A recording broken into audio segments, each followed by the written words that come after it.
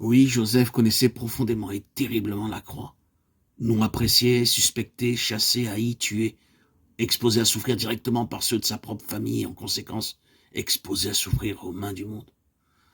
Vous saisissez l'interprétation, je n'ai pas besoin d'en dire davantage. Quelle fut la conséquence? Dieu m'a envoyé devant vous pour être utilisé de cette manière. Référez-vous à Genèse 45:8. Nous devons être les premiers à ouvrir la voie pour les autres. Un tel instrument, d'une telle nécessité pour Dieu, d'une telle valeur pour Dieu, doit partir devant d'une manière solitaire. Cela peut être une personne ou cela peut être un groupe, cela peut être un petit noyau. C'est pareil, il s'agit de partir devant. Et toute marche à l'avant est une chose très solitaire. Vous goûtez à quelque chose que tant d'autres n'ont jamais goûté. Oui, il m'a envoyé devant vous en précurseur pour préserver la vie. Vous voyez, la pensée du Seigneur pour son peuple est la vie en abondance, une plénitude de vie. Qui dirait que l'Église est au bénéfice de cela? Quel est le chemin? Eh bien, c'est le chemin de la croix. Bien évidemment, ce soit le vif du sujet, que c'est le chemin de la croix et que vous ne pouvez pas l'éviter. La mesure de votre valeur au Seigneur en relation avec son plein et ultime dessein dépend de la mesure dans laquelle la croix a été appliquée dans votre vie. C'est une réalité incontournable et vous ne pouvez pas y échapper. Mais lorsque le jour du besoin s'est réellement manifesté, Joseph fut l'homme du moment. Tout cela avait été le secret de Dieu, une préparation inexpliquée pour une heure à venir. Oh, combien cela est vrai comme cela ne l'a jamais été. Combien cela est vrai aujourd'hui.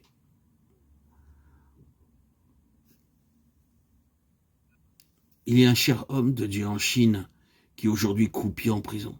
Ici, notre frère Austin Spark, Theodore Austin Spark, parle de Watchman Nee, qui fut emprisonné par le gouvernement communiste chinois de 1952 à sa mort, en 1972.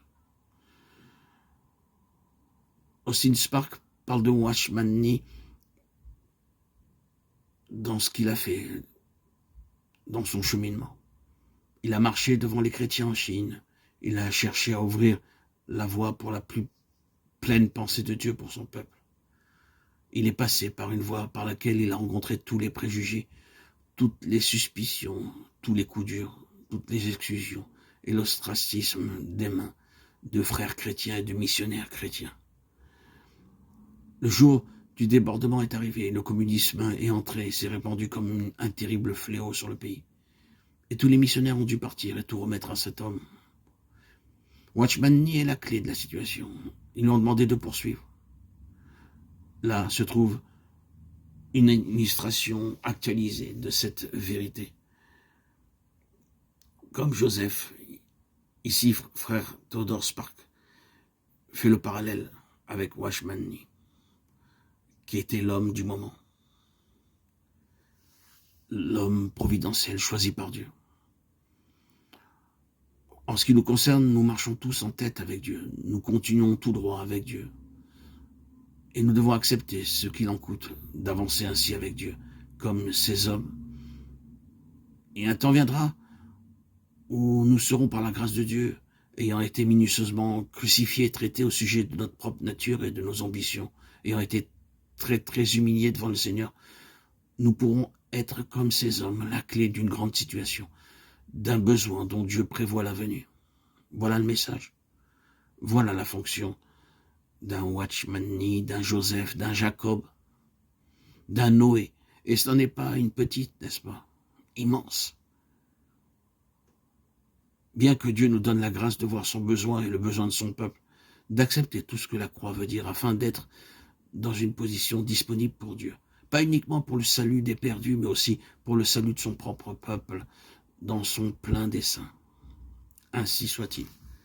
Que nous soyons tous prêts, frères et sœurs bien-aimés en Christ, disposés à accomplir ce que Dieu a prévu pour nous.